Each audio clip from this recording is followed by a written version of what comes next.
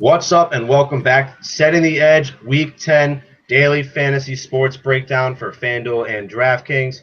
My name's Ronnie Vaughn, your host as always here on Setting the Edge, and I'm joined with my partner in crime here, Eric Rasmussen at Razzle11. Wait, what the hell's your Razzle11 Grinds on Twitter? There we go. Contributor DK Playbook, DFS Report, all around great fantasy follow on Twitter. Make sure you guys check him out. And I'm at Vaughn R16. Coming off a pretty good week, if I do say so myself, throughout the NFL. NBA is really looking good for us. I really like how we've been able to use some of the tools we've been able to acquire.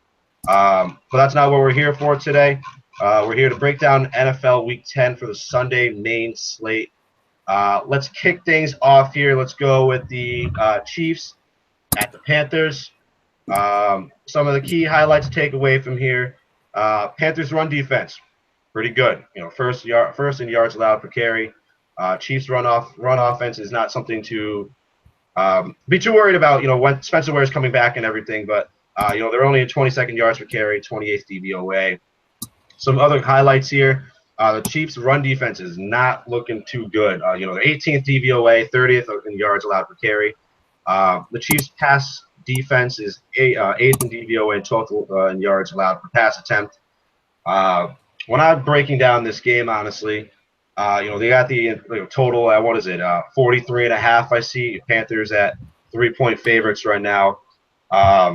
This isn't necessarily the first game I'm really looking to target any DFS goodness, to be honest. I really don't mind a naked cam if you're going to roll that way. I think at 7.8 on FanDuel, I don't really think that's paying too much at all. And then at 6.8 on DraftKings, he's right in the mix there. But I think on FanDuel, you're kind of getting him more at a discount than what you expected, especially with the Chiefs' defense.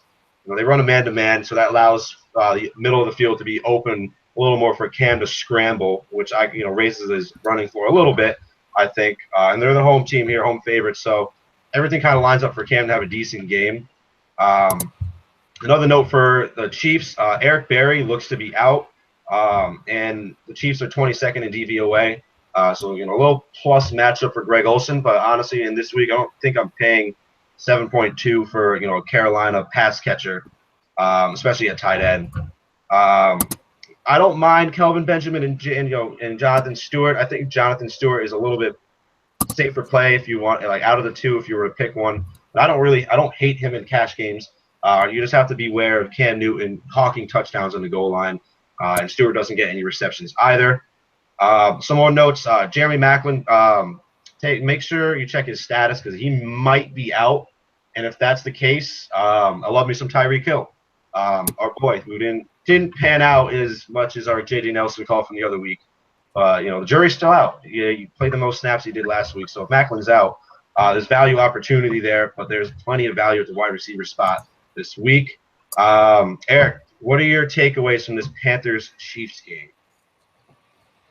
Initially, I don't think I want to touch it at all.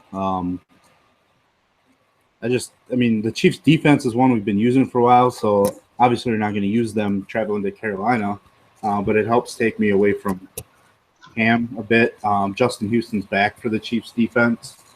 It's another pass rusher. So we've seen the Panthers' O-line struggle a bit at times. So if I'm using a player from each team, Carolina would be Kelvin Benjamin just because I see them lining him up to avoid Marcus Peters because the Chiefs run, basically keep their corners on one side of the field. So that'll put Benjamin up against somebody like Phillip Gaines, who's been pretty bad this year. Yep. And then Kansas City, I'm looking at Kelsey. Carolina's hasn't been very good against the tight end. And Kelsey has been playing better. And then my guess is after getting ejected last week, he comes to play a little bit again. Kind of make up for throwing a towel at the referee. That was funny. He still got 8.3 FanDuel points on that and a little more on DraftKings. So people were probably pretty pissed. He was having himself a game and then, kind of just fizzled out. But I like your point you made about Kansas City with their corners basically staying on, Nelson being in the slot, Peter staying on the left side, and Gaines being on the right side. And Panthers, take a look at it. Kelvin Benjamin is one of the best advantages according to this Pro Football Focus wide receiver cornerback matchup sheet. If he sees Marcus Gaines a lot of the game, it's just such a nice matchup. I just don't know if the volume is going to be there. Like Kelvin really needs to break one out for me, I think. But I did like what you said about Kelsey. I think if I were to take, one from each side, I'd take Kelsey and I'd take Kelvin Benjamin. Just because at Cam Newton's price point, I think I like other quarterbacks a little better. And I don't, if you're going to play Cam, it's going to be naked Cam, I think. Do you agree with me there? Yeah, it probably will be. Yeah, that's my thought. One thing with Benjamin is, his targets have been all over the map in different games. And the games that he explodes and gets the huge amount of targets is Carolina finds a matchup that they want to exploit. Like week 1 against Denver, they got him up against Roby, because Harris covers the slot, and then they played him away from Talib. A couple weeks ago at New Orleans, they found him a matchup they wanted and got him 14 targets. So the targets will be there, and I think they'll find the matchup. It's just a matter of, do I think that Carolina's going to have to keep passing the ball late in the game? And I'm not sure if that's yet or not. I can't get a good feeling on game flow of this one. Yeah, game flow's especially weird, unless the Chiefs are comfortably ahead when you're playing against the Chiefs. If they're ahead, then you know what's going to happen. But on the other side, their defense is muddies things, and the Panthers haven't been great this year. I think the over-under went up a little bit. I have it at 44 now, -3 for the Panthers. I don't know. In GPPs, I never hate when someone tosses a Cam, J-Stu, line up together. You just hawk all the running. You just hope the Panthers just grind down the game.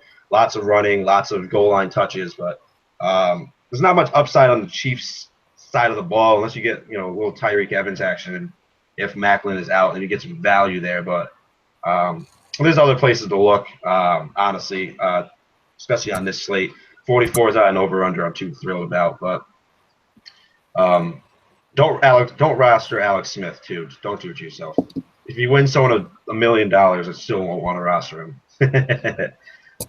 All right, let's move to this next game here. We got the Broncos going out to Coors Field of the NFL, playing New Orleans Saints.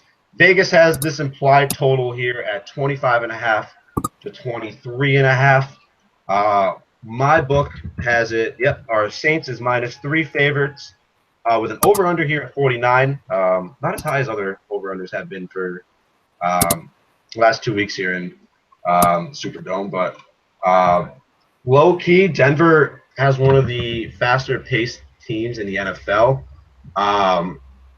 and they quietly allow one of the most opponent plays in the NFL as well. So what this is saying is Denver is on the field quick, and then they're off, and then play, and the defense is out there, and they're allowing teams to go.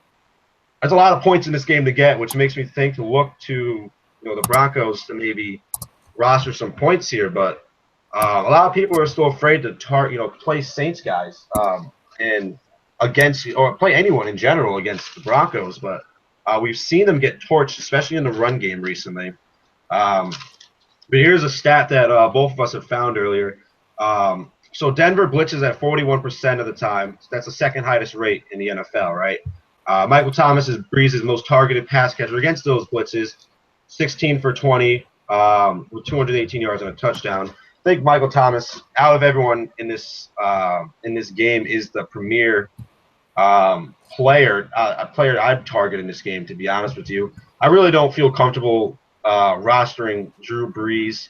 And I don't, on the flip side, Simeon at 7.2 on DK. What is he on? What is he on FanDuel? On DK, he's around 5.6. So there's good value there in a game where there's a lot of points to be gotten. So I think I might have me a Simeon cash game lineup. And I don't hate the Broncos wide receivers too. Demaryius Thomas is, pretty much the most consistent guy in targets. The first 5 games he had, pretty much 7 targets in each one. and then he had 10 targets in the last 4, but he's not gone over 6 receptions at all and really hasn't broken out yet. He had a couple good games early on in the season, but he's been pretty flat recently. Both him and Emmanuel Sanders are in the top 10 in red zone targets. And Emmanuel Sanders, honestly, has a worse pass catch ratio than Demaryius Thomas does, and it could just be the flaws of Trevor Siemian and him, going through a little rough period recently. But that doesn't mean they haven't stopped throwing the ball with him at all. Honestly, they haven't had their bye week yet, and in the last 4 games, we've seen him throw from 50 attempts, 38, 37, and 25. So I think there's value to be gotten here with Siemian. I mean, I'm not really worried about like the Saints defense, really locking down on anyone, unless you're like the 49ers, and even still. But what are your takeaways from this game here? I really love the Denver offense in this game. Getting the pace up, or whatever you want to refer to it as, heading to New Orleans. Simeon's shown us the ability to have some pretty strong games, even though he's a pretty raw quarterback. Week 3 against Cincinnati went for 312 and 4 touchdowns. So we know the upside's there. And looking at his, game logs, his 3 best performances on the year have all been on the road. So that's something that I kind of take into effect. So he just seems more comfortable playing on the road than he does at home right now. So that kind of fits in. And I actually do like Devontae Booker, because a lot of people are so afraid that Bibbs is going to just take over the backfield, all because he, caught one big touchdown pass. And he might be a third down back type player, but I just don't see him suddenly just putting over Booker. As far as the Saints, it's so tough because I never want to target anybody against Denver's defense. But it's also really tough to not want to use Drew Brees at home. And obviously, we talked about Michael Thomas. He has one of the best matchups on the weekend from any wide receivers, going up against Bradley Roby a majority of the time. So, I definitely look there. And then in GPPs, I can see using Ingram or Hightower. I like Ingram because of he's got more big playability, and also he's just the better running back of the two. The touch share between them is kind of scary, but I can definitely see using them. Yeah, absolutely. I don't hate. Honestly, I thought about putting both Ingram and Hightower together in a GPP lineup in a tournament, just for shits and gigs. And honestly, that would have worked really well. Here's some notes on the Broncos that kind of helps us out a little bit. Derek Wolfe is definitely not playing, and they should be without Aqib Talib as well. And the Broncos have only allowed 6 passing touchdowns in 9 games this year. On the flip side, Siemian has barely completed over 50% of his passes the last 3 games, which is really tough. And then on Emmanuel Sanders, he's only caught 13 of his 29 targets the last 3 games. But what better spot for Siemian to right the ship here against the New Orleans Saints, who really can't guard or stop anyone. Cash definite for me is probably Michael Thomas. Like you mentioned, he's got one of the most premier matchups on this slate, and I'm going to get me some of him. And I'm probably going to have to get some Sanders or Thomas somewhere, and Siemian I might have as my quarterback. You have any final thoughts in this game here? Not really. It's a game that you feel like you should be able to talk a lot about, but I don't know. There's nothing that I'm. It's really I'm very melancholy looking at this game. It's just like this could be, but it's just like not. And there's so many better matchups, and shit could hit the fan quick in this game. Honestly, it could be really bad. Well, let's move to the next game here. Actually, talking about shit hitting the fan, we got the Rams at the Jets here. Vegas implied total. They got the Jets at about 20.75 and the Rams at 18.75. What does my book say? I got it at Jets -2 over under. Well, they moved up a point. It's at 40 now. It was at 39 earlier. All right, so we both know Jets funnel defense, bad against the pass. Yeah, bad against the pass, good against the run. Take a look at the Rams defense. Pretty good defense against the run here, and they're all right against the pass. They're good in yards per pass attempt. They're 15th DVOA, but the Jets can't pass the ball, so it's going to have to be done on the ground. It's one of the most least appealing matchups this weekend, especially on a 12-game slate. You know, both of these teams rank in the bottom 7 in pace of play, and they each rank in the bottom 10 in plays per game as well. If I'm picking one player, you know, we like to do this. We pick one player from each team that you'd be looking at. I'm looking here at Lance Kendrick's 4.5 on FanDuel, and what is he on DraftKings? It's pretty cheap with 3.3K, I would say, 3.1. 3K on DraftKings. Lance Kendricks, he's seeing the work, guys. He's actually seeing the work. But don't be worried. You know, he's cheap. You know, it's a Rams tight end. What am I thinking? Last 3 weeks, we're going back to Detroit. 8 targets, 5 catches, 34 yards, a touchdown. Shout out that touchdown. That really helped. Against the Giants, you know, 7 catches on 9 targets, 55 yards. Solid game at 4.5, 3.0 on DraftKings. And then last game against Carolina, 7 catches, 12 targets, 90 yards.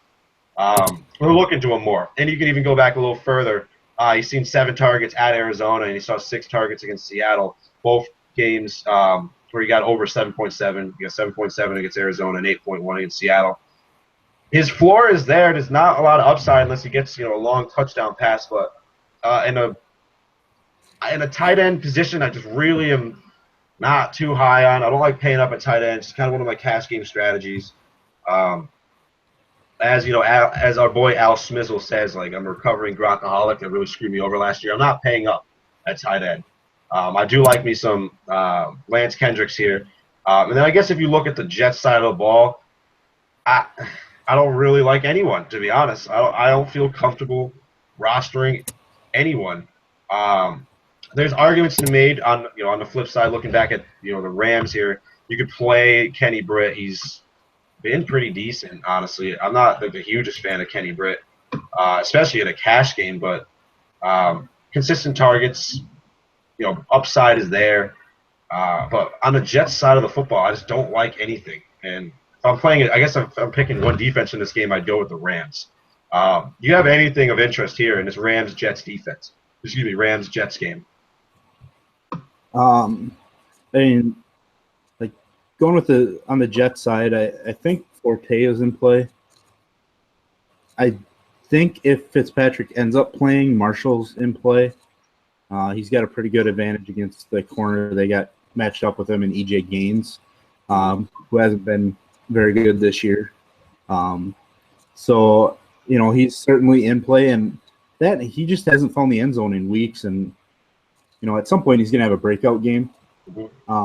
But on the other side with the Rams, if Fitzpatrick doesn't play, then I'm almost locking in the Rams defense. I like him anyways, but if Petty's under center, then the Rams defense jumps up to probably my number 1.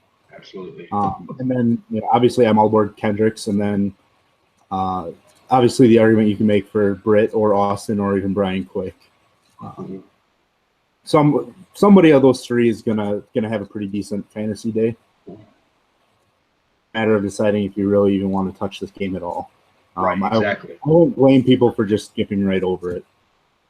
Yeah, word. I'm with you on that. I think my GPP dart out of the receiver mix would be Brian Quick, if I'm going to play it solo. But at the same time, if I hear Bryce Petty's playing and I have the Rams defense in the GPP, I could toss Tavon Austin in there, and maybe he has a decent offensive game, but really hope he runs you back a kick return, and that would just be phenomenal. We'll see, but not the greatest game for fantasy goodness here. Jets, Rams, got some friends going there. It's gross game. Let's move on to this next game here. We got the Green Bay Packers on the road, play the Tennessee Titans here. Vegas implied total I see Packers 26 points, Titans 23.5. My book has it as Titans +3, over under here at 49.5. From a gambling perspective, real quick, this smells like a trap game for the Packers. I smell it from a mile away, but I just really am not I'm not all that confident in the Titans to win the game necessarily, but from a fantasy perspective here, Packers run offense 7th in yards per carry. Titans pass defense not too good, but the Packers pass offense, their stats kind of skew you a little bit. 30th in yards per attempt, but Rodgers isn't really throwing the ball down the field. He's been dinking and dumping Devontae Adams, Ty Montgomery, and Jordy occasionally. What it looks to be that Cobb should be fully healthy this game. Where the Packers' rush defense's strength is where the Titans' offense's strength is. They're both ranked around the same. Packers run defense 2nd in yards allowed per carry. Titans run offense 5th in yards per carry. And if I'm not mistaken, the Titans have the highest run offense adjusted best line or something along the lines of that. Best run adjusted offensive line, I think, next to the Cowboys, which is pretty amazing. Derrick Henry is out this week, so it should be more carries for our boy DeMarco Murray, but he's not my number one cash option necessarily. I like him in the GPP as a pivot, but I don't know if I'm comfortable in rostering him in a cash game overall. So Tennessee plays the 2nd slowest pace in the NFL. The Packers also rank in the bottom half of the league in this area. Tennessee can control the game on the ground, but they're still 17th in plays per game, despite playing that slow pace. And Green Bay is just a little spots above them at 13th in plays per game. Green Bay allows the fewest opponent plays per game, while Tennessee ranks 9th in this category. Ultimately, we're looking around like 60 to 65 plays for this team. But I think the consensus is you love both quarterbacks here, but if you're going to take one for this game, you take the cheaper of the two at home. So you take Mariota, although I'm not as huge on Mariota in cash this week as some might be. But I think if you play Mariota naked, that's fine. I don't mind Delaney Walker. I never mind Delaney Walker, honestly.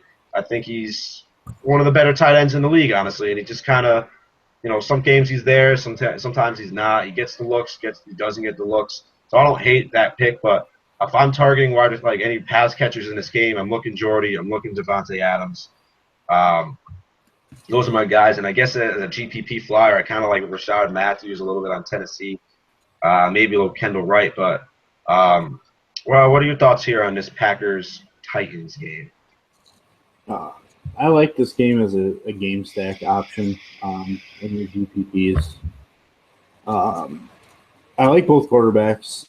I am using Mariota in a decent amount of cash. He's just shown such a solid floor now, with his rushing, and he's finding the end zone running the ball. And this Tennessee offense has just been efficient in scoring points. So it's really tough to say, and I think people, when they hear Mariota in cash, they want to throw up or whatever. But when you look at the way he's been playing, I think he's one of the better cash options, especially for at his price tags on both sites. Because people generally want to pay down, and he's a way to pay down a bit, but still get somebody that's been performing at an upper level. Absolutely.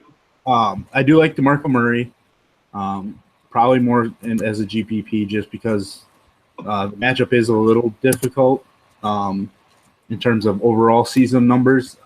I think the Green Bay rush defense isn't as good as it was early in the year. And he just gets so many touches already. As far as like the Titans wide receivers, it's so tough to predict which one's going to do something. A couple weeks ago it was Kendall Wright and then Rashard Matthews. So they're GPP flyers. Delaney Walker is always somebody that's been solid. But I'm probably playing Mariota naked or with DeMarco Murray, just because Murray's such a big part of the pass game. As far as Green Bay, one thing I did notice, Tennessee is 30th in the NFL against the running backs in the pass game.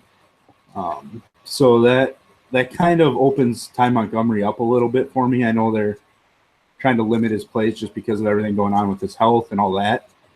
But even being in limited plays, it's not like his price tag is elite where we, have to get him, on the field all the time. So I think he's somebody that could be a GPP play just, based on what Tennessee's allowed in the passing game for running backs. And then, Green Bay pass catcher Devontae Adams and Jordy Nelson are always in play, as is Richard Rodgers. Rodgers had a ton of targets last week. Not somebody I'd play in cash, but he's certainly a cheap GPP option in my eyes. Yeah, I like that Richard Rodgers call there. I haven't really looked at him at all. Ooh, especially he's 200 less than Kendrick's on DK, and then he's like 100 more on FanDuel, which is a little weird, but that's a little GPP flyer there for sure. I kind of like that he sneaks one in the end zone or something along the lines of that. So if you play Rodgers, would you stack him, or would you just go naked Rodgers in cash? The way the offense has been in cash, I'd probably go naked Rodgers. Just because it's starting to get to where I don't know, where I can predict where he's going with the ball any longer.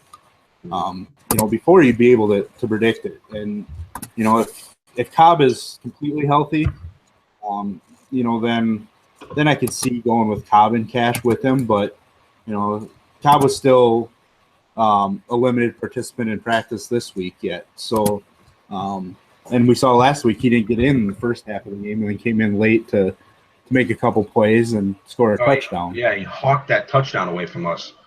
Oh, my God. Yeah. Really, really needed a Devontae Adams touchdown there. You would have won the three-man, right? You would have won the three-man, too.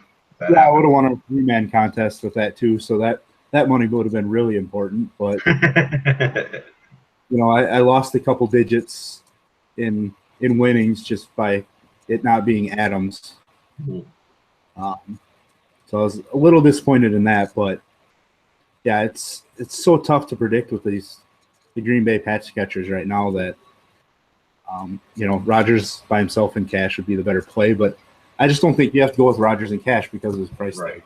Yeah, I'm with you on that. Like, if I'm going to pay up that much, I'm going to pay for Brady. Like, that's my thought on that. But we'll get to Brady in a bit. Yeah, honestly, Rodgers he's gonna be responsible for all the touchdowns, and that's where I'm at. The whole DFS community was tilted after that Cobb catch. People were livid. I was looking at it in my tweet deck, and it was just disgusting. Let's move on to the Battle of the Birds here. We got the Falcons at the Eagles. I think Vegas has us at a pick 'em right now. Is that correct? No, not anymore. I'm seeing Eagles +2 home team here, over under at 50. Let's take a look at this here. Eagles run defense, and not too good. 25th in yards allowed per carry, 11th DVOA. Falcons run offense is 6th DVOA and 12th in yards per carry. The Eagles got the best pass defense in DVOA, and they're 11th in yards allowed per pass attempt. But the Falcons, obviously, number 1 in per yards per pass attempt and 2nd DVOA.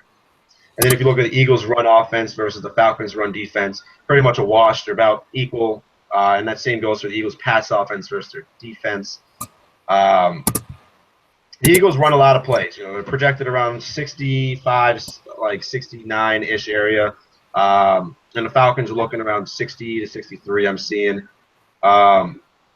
Neither number is too far out of the ordinary comparatively to what they do. It's not an upgrade or a downgrade in terms of game flow, I guess. Let's start with, let's elephant in the room, Julio Jones. You can play him, obviously, but, let's remind everyone here, he still has 8 or fewer targets in more than half his games this year. He only has 3 red zone targets. I get Julio Jones might catch like a 50-yard pass. But if I really am going to take a wide receiver from this game, I'm thinking Sanu.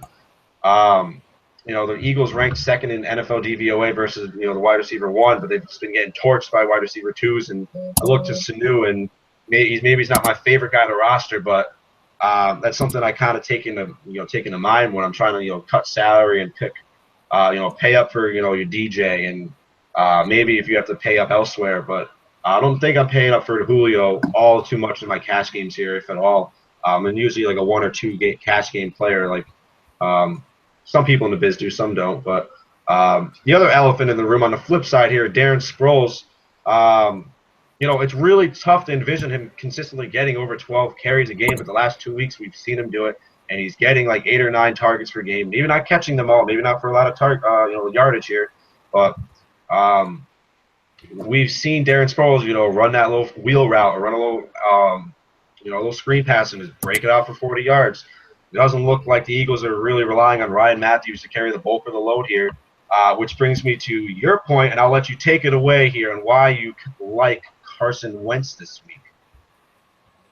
I like Carson Wentz just because he's, the Eagles are starting to have to throw the ball a little bit more, and relying on Sproles as your number one back, which they came out and said that it was officially their number one back right now. They can't really rely on the run if he's the number one back. He just can't take, touching the ball 20 to 25 times. I mean, he can with his catches and all that stuff, but he's not going to run the ball 20 to 25 times. He loses effectiveness the more carries he gets. He gets worn down a little bit more. So even if they start using the screen game a little bit more as an extension of their running game, those are still pass attempts for Wentz. He's coming off of throwing for 364 yards. He threw 2 picks and no touchdowns, but he's thrown 90 passes the last 2 weeks. And those are close games where they weren't getting blown out and they had to try to catch up or anything. So it seems like they're opening up a little bit more. And price wise, he's just cheap. That he can do a few extra things, and then his options that you want to stack with him are cheap enough too on both sides, whether it be Sproles, Jordan Matthews, or Zach Ertz. They all fit to then allow you to go with guys like David Johnson and Mike Evans and Antonio Brown and all those good guys. Yeah, I'm with you there. I like that. I like that a lot, actually, especially on DK. Carson Wentz being 5.4. And you look at FanDuel, he's 6.8 here. You're taking one of the 2 quarterbacks in the game. You go with the cheaper one, I think. I feel like this is a letdown spot, big time here. If we're flipping over to the gambling side of things for the Falcons, I think I'm going to be on the Eagles. To be honest with you, they're home. They haven't played 2. They haven't won. They've been kind of sagging down a little bit, which is a perfect spot. Here at home to get the fans back on them, and the NFC East just being a complete shit show at all times. I don't hate that at all. I think a little GPP with Wentz and one of his receivers isn't. I've seen plenty of worse things. Let me tell you that. And Jordan Matthews being 5.9 on FanDuel, really not too bad. He saw 25 targets the last 2 weeks with 6 catches, 10 targets against the Giants, and then against the Cowboys, he had 15 catches and 15 targets, 65 yards and a touchdown. It's kind of what you're looking for here in a GPP, so a little lower owned and something over the radar here. I wouldn't hate a game stack here. You can go a little Wentz, Jordan Matthews, Mo Sanu, and kind of be able to still pay up for a DJ and a potential another wide receiver in your whoever you might be looking at tight end. I don't hate that, but overall, I'm not completely going to be, keying in on this game. In a vacuum, it looks good, but it's, ultimately, I think what probably happens, according to Vegas, Falcons are going to get up. They're going to run the ball a little bit more. They're going to be passing it. Eagles are going to come back a little bit, and then Falcons are probably going to stay ahead here. It could be a slow-paced game, but I definitely want a little bit of this game. I don't know if it's going to be in my cash game or GPPs or not. I think there's other spots to look in cash games. Do you have any other thoughts on this game? I like the game. Obviously, it could be a letdown spot for Atlanta and Matt Ryan, and over the last couple of years we've seen where he has some big letdown games. So because of that, I don't mind the Eagles' defense as a GPP play. But overall, I like this game from an offensive standpoint. So I like Devonta Freeman, and obviously we talked about Darren Sproles, but both defenses allow a lot of receptions to the running backs.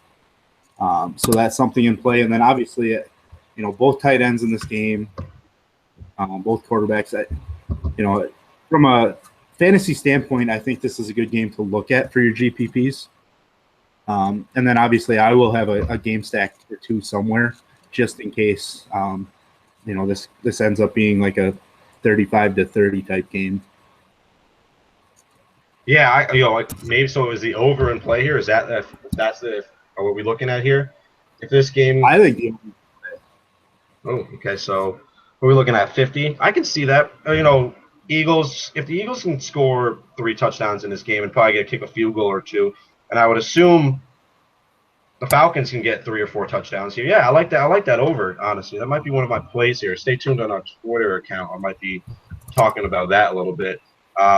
Move to the next game here. Oh, you got one more? What do you got for me? One receiver I didn't mention that one, I like his matchup this week, but also he's been more and more involved in the game as Taylor Gabriel for the Falcons. They've been getting him some rushes and some receptions. He's moved up to be the clear number 3, and he's up against Leotis McKelvin this week, which would be the Eagles' worst corner. So I kind of like Gabriel. Both outside corners on Philadelphia are rated pretty low as it is. So, Gabriel's definitely a GPP flyer, but he's somebody that I think could win some people some money this week. Yeah, I saw him. I believe I had Mo Sanu in like the Thursday game or whatever, and I kind of backfired for me a little bit. Did Taylor Gabriel run back a kick return? Is that what it was against Tampa Bay? No, he had a rushing touchdown, but he had a rushing touchdown. That's what it was. He had 5 catches for 52 yards as well, but he had 2 rush attempts. Gotcha. Yeah, and last 2 weeks, on FanDuel, you got 16.1 points, and in Green Bay, 14.3. Hey, it's something to take a look at here. Maybe Sanu is like the obvious play, and then people are going down to Gabriel. And like you said, Leotis McKelvin he's got a good matchup against him, that's for sure. Right. That's for damn sure. And nothing to be too worried about with these Philly corners, honestly. But it's they do well. They scheme well, I guess. Let's move on to this next game here. Vikings. Your Vikings here. Got a little slide, but that's all right. They're on the road here to play the Washington Redskin R-words here. I see a Vegas implied total around 22.25 for the Skins and 19.75 for the Vikings. What do I got on my book? I got the Redskins as minus 2.5 point favorites with a over-under here at 42. Woohoo. All right, so Vikings run offense versus the Redskins run defense. It's gross because the Redskins run defense sucks, and the Vikings run offense without AP. They're nothing really to look at. Look at everything else here. Vikings pass defense is good. Redskins pass offense not good. Offenses here, I think in both sides of the ball are attacks built around short, quick passes. Minimize the impact.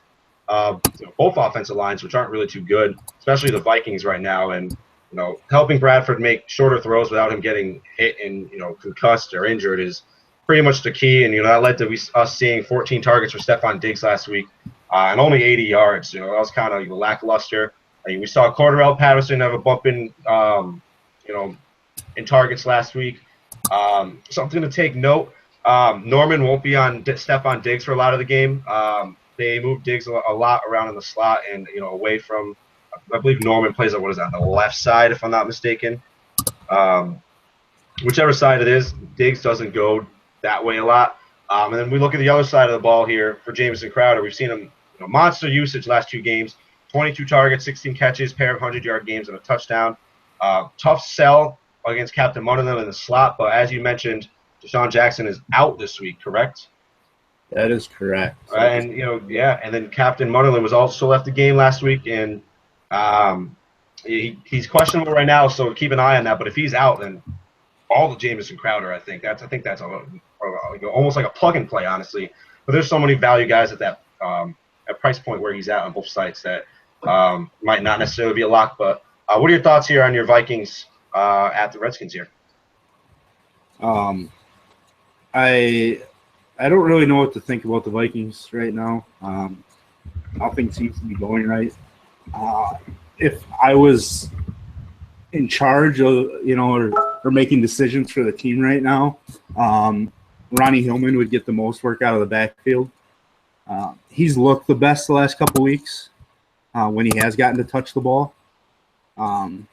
So I think it's only a matter of time before he kind of takes the majority. He's been a successful running back in the league before, so I just don't know if it'll be this week. I wish it would be because Washington's rush defense is pretty poor. As far as Diggs is always going to be in play just because of his market share. Cortero Patterson is, I like that they're using him more and more. And Kyle Rudolph, burned a lot of people last week, even though he caught a touchdown. He's got a pretty good matchup this week. So I could see going back to him when most people are going to be off. But with Washington, I'm all about Jordan Reed if I'm going to pay up for a tight end. Vikings aren't the greatest. I mean, they're kind of in the middle of the road, but, Jordan Reed's seen double-digit targets the last three weeks he's played. And then, Jamison Crowder, I think I like him more on DK, because he is cheaper there. 6K on FanDuel makes it a little tough. Yeah, it's tough. Because of the half-point reception. And, you could talk me into Pierre Garcon, too, just because of Jackson being out. Yep. That's pretty much all I'm looking at. I guess you can make a case for playing either defense. The Vikings just because they've been a top-tier defense throughout the year, and Washington because they get to face the Vikings offense right now. Yeah, I'm with you on all facets of the game there. If I'm paying up at tight end, I mean, we've seen Gronk torch Seattle, and I'll get to that a little later, but Rudolph, man, I don't think him getting like 0 points would have maybe lose my cash game at all, but getting that 6 points was just like, Jesus God, perfect. 1 catch, 1 touchdown, 1 yard. What a guy, right? Other than that, there's not even like GPP real flyers I want to take out of this game because it just could be, this game could be 14-10. And there'd be nothing happening, and watch, it'll be like Cordarrelle Patterson returns like a punt, and that'll be the points, and they squeeze one in with like McKinnon or Asiata or something I'm not really interested in. We can take a look at other spots here. Another game that I'm not really all that interested in are Texans, the rocket ship, landing in Jacksonville now. Vegas implied total Texans 22, Jaguars 20.5. My book has it at Jaguars -2 favorites. Over under here 42.5. Looking at this matchup right here, there's nothing I really like. Texans run offense is, it's been a little down since Miller's little mini hiatus, not being in all that much. The Texans pass offense has been atrocious, and that's where the Jags pass defense has been pretty decent at this year, to be honest. Jags run offense is what the bright spot was last week. We saw Chris Ivory get 18 plus carries and 100 yards last week. He makes contact and then still keeps going. That's just who he is, and he always has been. And you look at the Jags pass offense. Yeah, I guess there could be I guess you're getting like Robinson kind of cheap, and if Hearns is out, he gets a little bump in production. But that's something I'm not really looking at. Same with Marquise Lee as a GPP flyer, but. Honestly, if I'm rostering anyone from this game, it's going to be Lamar Miller. Not a bad cash game play, a nice pivot. Bad Jags run defense. He's been a little shaky recently, but I think that's the one play I'm taking from this game. Except the Texans defense. Give me all the Texans defense. Blake Bortles is going to throw picks. It's going to happen. Hopefully Texans can do something with it, make a little magic happen. What are your thoughts here on this Jags-Texans game? I like the running backs on both sides. With the offensive coordinator change in Jacksonville, I think that's why we saw Ivory kind of step up and take majority share of the running back last week, and I think we're going to see that again. Houston isn't the greatest against the rush, so I can see it kind of being a running back game. But then, of course, the way that Jacksonville gets down and then they throw the ball over the place in the second half. I don't mind Allen Robinson just because of volume-wise, and especially if Hearns is out, then I think I can see him as a play. But I'm really looking just the running backs and then CJ Fedorowicz for Houston. Ride the Fedorowicz. I like it. People are on DeAndre Hopkins too, and I understand it. But at this point, I've been trying to predict, his monster game for the last handful of weeks, and now I'm just going to wait until I see it before I put him back in play. Yep. Season-long league, I just recently traded him for Jay Ajayi. Ooh, look at that. Yeah. Round of applause. Attaboy. Yeah, I finally, decided to get off of Hopkins and and got something that I thought was solid enough, even though Ajayi was somebody, 5 weeks ago I could have had off the free agent wire. Yeah, that's true. But yeah, to me this game's in the running backs, and I could see using either of them in your GPPs. Mm-hmm. I'm with you on that. Something to note here: Jalen Ramsey looks to shadow Hopkins, and it's looking like Prince Amukamara is going to be shadowing Will Fuller. Neither really have great matchups. I think Fedorowicz might be the play if I'm taking a pass catcher in this game. He's been in Brock's guy. This offense isn't necessarily built around throwing to the tight end, but he throws to him anyway, and that's something we like to see. Not too expensive price point either. I don't mind Fedorowicz. He's in that range with Kendricks, Zach Miller, Fedorowicz, Rudolph, kind of in that like jumbled 4.5, 5.5 on DK, on FanDuel, a little cheaper on DK, but not all around fantasy goodness in my opinion. But let's move to a game where we do have a little bit of fantasy goodness here. Bears at the Bucks. Vegas implied total here, 23 on both sides. What do I got for the spread? We got the Bears are now the favorites, -1 on the road. Over under here, 45, not too bad. Bears defense is looking a lot better recently. And the Bears offense, they're getting back their 2 starting guards.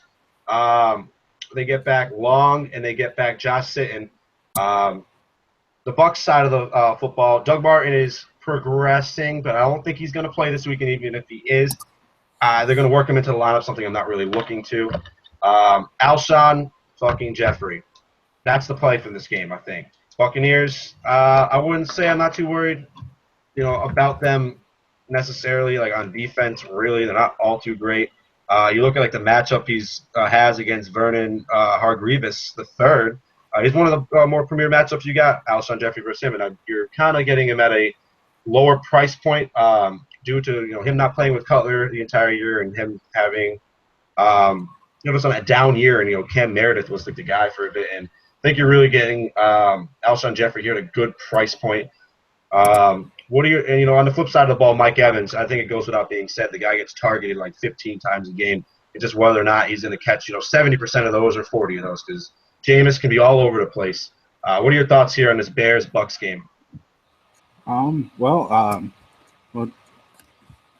I like this game as a game stack option. I love Evans. He's apparently going to be shadowed by Tracy Porter, which, whatever. I mean, he's 6 inches taller than Tracy Porter is, and Porter actually has the worst grade of the top 3 corners for Chicago, so that part doesn't scare me. I like Adam Humphries. There he is, Humphries. Especially with Russell Shepard, I think he's probably doubtful again. Humphries has played pretty solidly. I like Cameron Brate from Tampa Bay side as well. He's been a tight end that's been under the radar a little bit. Caught that late touchdown last week, which helped out a few of my lineups. But I don't know if I'm going to use much Jameis this week, just because that hit that he took last week scared me a little bit. And I know he practiced in full yesterday, but I think I'll just find a different spot or somebody else to use at quarterback around his price range. As far as the Bears, can't believe I'm going to say I really like Jay Cutler, but I do. You mentioned Alshon Jeffrey's got one of the best matchups. Zach Miller might be my top tight end option of the week. And, I mean, it's tough to predict the Bears running backs again, but I think I'm back on the Jordan Howard train after the game he put up against the Vikings. Absolutely. That should give him confidence and the team confidence in him again when it looked like they were losing confidence. And I know, like, Langford returned last week, and, everybody thought that he was going to cut into the carries and stuff, but Langford saw one target in the pass game, and that was it. So I think Howard's going to be a solid GPP play, and nobody's going to use him. On DK, he's 6K. That's it's kind of up there for a Bears running back. FanDuel is 6,900. That's still up there too, where you have Christian Michael or Devontae Freeman's at 7K. So that I do like this game from a GPP standpoint. But I also think you can play either defense as a GPP defense just because the quarterbacks turn the ball over so much. Yeah, I'm with you on that. I'm absolutely with you on that. The one thing that kind of keep going. My bad. Well, I was just gonna say with that, I'm gonna have to take off and pick up my daughter. I was hoping Ryan would get here in time and kind of take over for me, but looks like I'm gonna have to leave you alone. Hey, no problem, man. I'm gonna finish up these 4 o'clock and the 8 o'clock games. Ain't no problem, and hopefully Ryan hops in. But hey, gotta do dad shit, so I'm with you. You just get you get the good games to go over now because these afternoon games are ones that I really like to target. So leave us here with one bold call before you leave. One bold call. Yes. Afternoon games. Let's see. Roethlisberger throws for 400. Boom. There it is. I love it. And three plus touchdowns. Attaboy. There we go. All right, man. Until next time. I'll talk to you a little later. All right. Sounds good. All right. Now that Eric is gone, we're going to move on over to Dolphins at the Chargers. We have a Vegas implied total here. Chargers with 26.25 points, and the Dolphins getting 22.5. Let's check what the book says. My bookie has it at San Diego Chargers are -4 home favorites right now with an over-under here at 48.5. This is something I want to, I like to take a look at here. Let's move to some of the key matchups here. So the Dolphins' run offense is second in DVOA and second in yards per carry. Shout out Jay Ajayi, who has been lighting it up recently. On its flip side of the ball, the Chargers' run defense is 8th in yards allowed per carry. That Dolphins run blocking scheme, the offensive line has been great thus far. Ajayi is one of my top plays this week. And the pass offense on the Dolphins side of the ball, they're not too good. They're 28th in DVOA, 7th in yards per pass attempt, but Chargers pass defense has looked a lot better these days. They're 5th in DVOA. And then the next matchup that looks like decent is Chargers pass offense. They're 12th in DVOA and 6th in yards per pass attempt. Whereas the Dolphins' pass defense is 9th in DVOA and 17th in yards allowed per pass attempt. From this game, honestly, both running backs are cash game playable, GPP playable. We got Melvin Gordon on one side of the ball, and you got Jay Ajayi on the other. Jay Ajayi is 7.8 on FanDuel, whereas Melvin Gordon is 8.3. I like them both in in cash games, and I'm running 2 cash games. One's going to be with Gordon, one is going to be with Ajayi currently, and I'm thinking DJ Johnson, David Johnson is going to be my main running back. Well, let's look at the other side of the ball here. I want to take a look at the wide receivers. Jarvis Landry has been such a disappointment this year, and he's still priced as a receiver that's getting over 10-plus targets a game, and he hasn't seen 10 targets in a game since week, 4 for him at Cincinnati on September 29th. He's only broken above 12 points twice this year, and he got 23 points in a game against Cleveland, but your grandmother could be out running for wide pass routes for the Dolphins against the Browns and still could get a couple catches for a touchdown there. I love me some Tyrell Williams though at 5.9 on FanDuel. Travis Benjamin is looking like he's not going to be playing. He's got that questionable knee injury. And Phillip Rivers has been pretty good this year. He's been pretty decent this year, and it's not like I'm really that worried about the Dolphins' pass defense. To be real honest with you, Tyrell really lets you save some value overall. Taking a look at some of the matchups here, Tyrell Williams is probably going to be on either one of Byron Maxwell or Tony Lippett. And neither of them I'm really that worried about. Honestly, I like both. I like Dontrell Elliman. I like Tyrell Williams from this Chargers team. But from a cash game standpoint, I'm looking at the run game here, as I mentioned, with Jay Ajayi, who has just been lighting it up. Look at his carries the last 3 weeks: 25 carries, 28 carries, 24 carries. He ran for 200 yards 2 of those games. Ran for another 100 in the last game. He's seeing some targets out of the backfield. That is their offense, and their offensive line has been much improved. And like with Melvin Gordon, we may not like his yards per carry, but man, they're just giving him the ball. Last 4 weeks, 27 rushing attempts, 22, 23, 32. He's over 94 yards in 3 of those games. We broke out for 196 last week. He had that 50-yard run at the end of the game. We've seen him upwards about 7 targets in 4 of his games this year. The floor is so high for Melvin Gordon that you just can't deny it.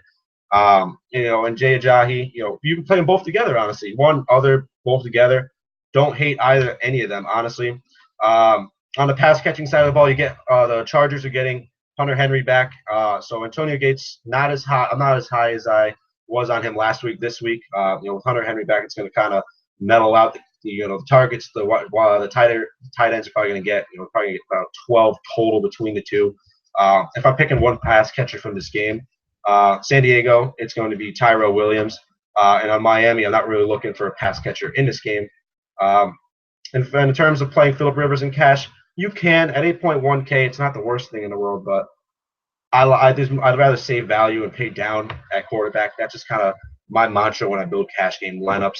I kind of like the over in this game, to be honest with you. What we said it was at 49.5 about. 48.5. I like this over. I think both defenses have been playing a little bit better than what they are, and I think they're kind of going to regress in a game where both defensive lines could get torched on the ground, and it's just going to open things up in a play action pass game.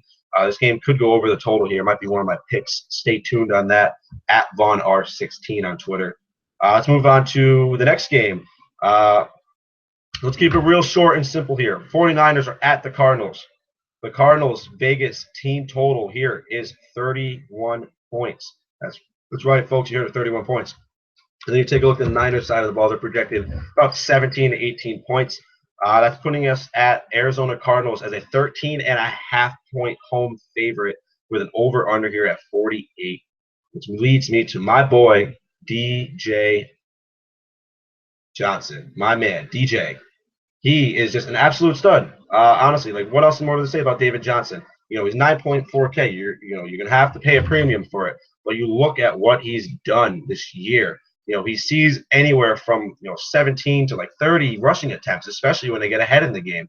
And then you see him on the pass catching side of it. You see him get from a floor of 4 targets to a max of 13 targets. And it's just absolutely incredible that he actually hasn't caught a touchdown pass yet. He's ran in about 5, 7, 8 of them this year. I expect for him to get in the end zone at least twice. I don't consider it a bold call for him getting in the end zone twice. I think that is almost like par for the course, honestly. Take a look at the quarterbacks in this game. Carson Palmer here at 7.9. Like I mentioned, there's a lot of points to be gotten in this game for the Cardinals. And the 49ers just aren't that great. They're okay defensively against the pass. They're 19th DVOA and the 18th in yards allowed per pass attempt. Carson Palmer has been, less than great this year, honestly. You look at the last 2 games, he's thrown the ball 46 and 49 times. And then you look back to weeks 2 and week 3 for him, he threw the ball 50 times in each game. And he still hasn't even gone over 25 FanDuel points, honestly. The volume is going to be there for him, for Carson Palmer, but if they get ahead, they're just going to give David Johnson the ball throughout the entire second half if the game flow goes the way I'm predicting it to go, which, they get up early, they run the ball with DJ, they play tight defense, cause some turnovers, maybe some short field touchdowns for the Cardinals. So I want to move on over to the pass catchers in this game. J.J. Nelson is the highlight for me. Cardinals wide receiver here. On FanDuel, he is about 5.6K on FanDuel. He's looked really great the last couple weeks. He was in my cash game lineup 2 weeks ago. Let's take a look at the last 2 games he played. October 23rd against Seattle, 7 targets, 3 catches, 84 yards. He's a fast receiver. He's a little smaller. And then you look at what he did at Carolina. 8 catches on 12 targets, 79 receiving yards, and 2 touchdowns. For 24 points. And he is certified the second wide receiver on this team, second to Larry Fitz, that is. And John Brown has just not been the same this year. He's got the sickle cell problem, and Michael Floyd has been pretty much nothing this year, to be honest. So if I'm looking at pass catchers in this game, J.J. Nelson might be my cash game play. I don't think it needs to be said, but the Cardinals defense probably going to force a turnover or two against Colin Kaepernick. Kaepernick has pretty much fumbled the ball in every game he's played. I think he's thrown a pick in every single game too. Yep, that's right. He's thrown a pick in each of his games, and he has 3 fumbles on the year. So you know what? If you want to pay the premium at 5.2 for the Cardinals defense, all for it. I'm going to save a little value myself and go with the Texans against Blake Bortles, but there's no reason not to go the Cardinals, honestly. Roster Cardinals, print money. DJ, play Nelson, Cardinals defense. Those are my highlights here. Let's move to the last game, second last game on the slate here. We have the Cowboys at the Steelers. Steelers Vegas implied total is at 26.25, and the Cowboys are at 23.75. That brings us here to the Steelers as minus 2.5 point favorites home with an over/under at 50 here. Let's look at some of the key matchups in this game here. Cowboys run offense, 4th DVOA and 6th yards per carry. We know how great that run offense is. And Zeke Elliott has been amazing this year, potential maybe MVP and Rookie of the Year candidate. And that offensive line is just stellar. We all know that now. Take a look at the Cowboys' pass offense. Surprisingly, very, very. I don't know if I want to say surprisingly efficient, but Dak has been super efficient. Just the upside's not there. You take a look at it, 3rd in DVOA and 4th in yards per pass attempt, and that's without Des Bryant really playing all year. Some more key matchups here. The Cowboys' run defense it's pretty decent. 8th in DVOA and 19th in yards allowed per carry. Now the question is, would you rather pay up for like David Johnson than Le'Veon Bell and Antonio Brown? That's up to you, because I'm trying to honestly get Antonio Brown and David Johnson in my cash game lineups. I think Antonio Brown, with a healthy Ben Roethlisberger at home, and you're getting him at a little bit of a discount than what you usually get him at, I think nothing is a must play in this game, but at 8.6 for Antonio Brown, for a guy that we can see him upwards of down at 9.3, I think it's almost like stealing money, honestly. He's going to get the targets. He's going to get probably above 10, maybe 11. We've seen him get 18 this year. He might grab us a touchdown like he did last week. The volume is always there for him.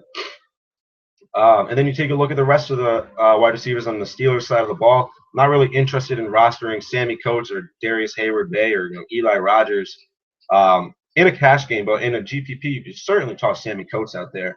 On the flip side, Cowboys. I don't really like Des Bryant at 7.5K. I think you're paying a little too much. I think if I'm rostering a Cowboys wide receiver, I'd roster Cole Beasley. He gets the volume. There's going to be open space over the middle of the field. That's where the Steelers kind of struggle against pass catchers. You look at the last, this entire season, honestly, we have 1, 2, 3, 4, 5, 6 games where Cole Beasley has gone over 10 points. 2 games, over 14. He got 14.6 last week, and 20.8 against Green Bay. His floor in receiving yards this year alone has been 53, and has caught 4 balls pretty much in each game this year. I don't mind Cole Beasley as a nice PPR play, decent value. I think there's better spots, in my opinion. Let's take a look at the running backs here. Obviously, Zeke Elliott, as I mentioned, I don't think a lot of people are going to be on Ezekiel Elliott this week because David Johnson's back, because Jay Ajayi just went off, because Melvin Gordon just went off. People are going to forget that Zeke, Rookie of the Year candidate, one of the best running backs in the NFL here. But at 8.9K on the road in Pittsburgh, Pittsburgh's offense is, I think, can explode in this game. They are the favorites in this game, small favorites, 2.5. But I'd rather, if I'm going to roster a running back in this game, I think I'd pay 800 less on FanDuel for Le'Veon Bell at 8.1 rather than Zeke at 8.9. I think the game flow potentially will work better for Le'Veon Bell, even though the Cowboys look pretty, they play above their talent level. They scheme above their talent level on defense. And also, Le'Veon Bell is yet to find the end zone this year. It's got to happen one of these games. What better opportunity than the NFC leading Cowboys coming into town, and the Bell, Le'Veon Bell and Brown and Big Ben just have a huge game. Honestly, all 3 of those guys are in play for me. I think my number 1 quarterback play this week in cash will be Ben Roethlisberger at 7.7K. Too cheap. It's too cheap. Big Ben at home. We know his splits. He's significantly better at home. You just heard our boy Razzle Grind's prediction.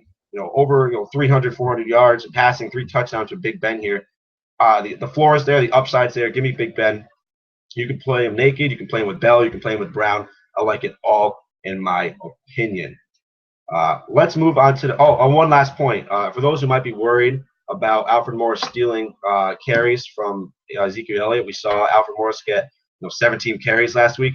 That's not going to be the case this week because Zeke, they're way up on the Browns. There's no point for him to be in the game, and Alfred Morris, why not use him? You got a secondary running back to save your main guy against the Browns. And lastly, I don't mind Dak as a pivot, but at 7.7K, who would you rather play? Same price, Big Ben, Dak Prescott. I think it's Big Ben all day. And then there's going to be people chasing the Jason Witten points from last week. This is the first game we've seen him go over 100 yards since Nam, which is absolutely incredible. But he's got a decent floor. He's kind of touchdown reliant if you want him to have a good game for yourself. I think there's value elsewhere at 5.4K on DraftKings. On FanDuel. I like Zach Miller at 5.4. We're going to close this game up with my New England Patriots hosting the Seattle Seahawks. Vegas implied total here is 28.25 for the Pats and Seahawks at 20.75. I believe this game is now 7.5 point favorites for the Pats. Let me refresh this real quick. I have 7.5 point favorites for the Patriots here with an over-under, I believe, is 48.5. Yep, 48.5. So let's dive into some key matchups here. Pats run defense, pretty decent. Seahawks run offense, pretty bad. Where the Seahawks are good on offense, their passing game. The Pats have been pretty good in pass defense. Not in between the 20s. In between the 20s, they are a bend but don't break defense, but they collapse when it matters the most. And the Pats, the Pats run offense. It's okay. They're good when they need to be good, which is when they're up and they're just grinding down the clock. And the Pats pass offense, I don't think I need to explain how great Tom Brady is and how great the offense has been in general. And I'm not really afraid of picking on the Pats offense versus Steelers pass defense. To be honest, I just trust Brady so much. I trust Belichick. I think Brady could pass close to 50 times in this game, honestly. He really could. 40 is about expected, 40 to 50. In my opinion, Deion Lewis is looking to return potentially this week for the Pats, so that could muddy the waters a little bit for the pass catchers out of the backfield, a.k.a. James White. But the guy I'm looking at to get double-digit looks this game in the pass catchers is Julian Edelman at 6K on FanDuel.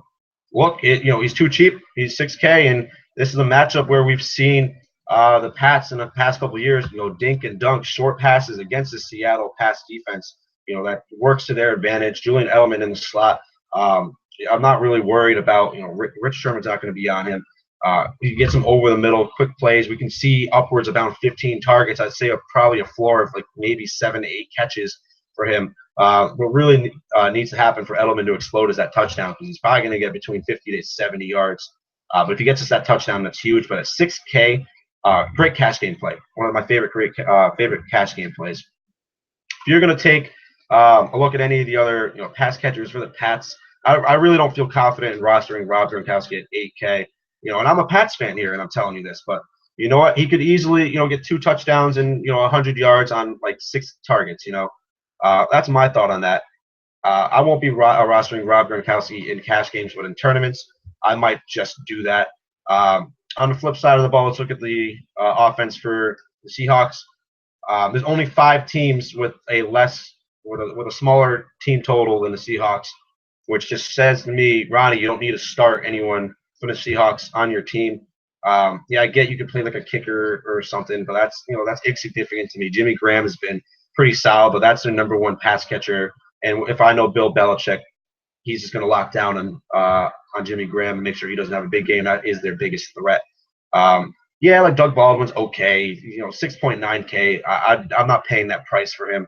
Tyler Lockett, if you want to toss that defense, and returner line up together in GPP, I don't hate it. But to be honest with you, I think the one play I'm going from this game is If I really want to pay up at a quarterback, I pay for Brady, naked Brady.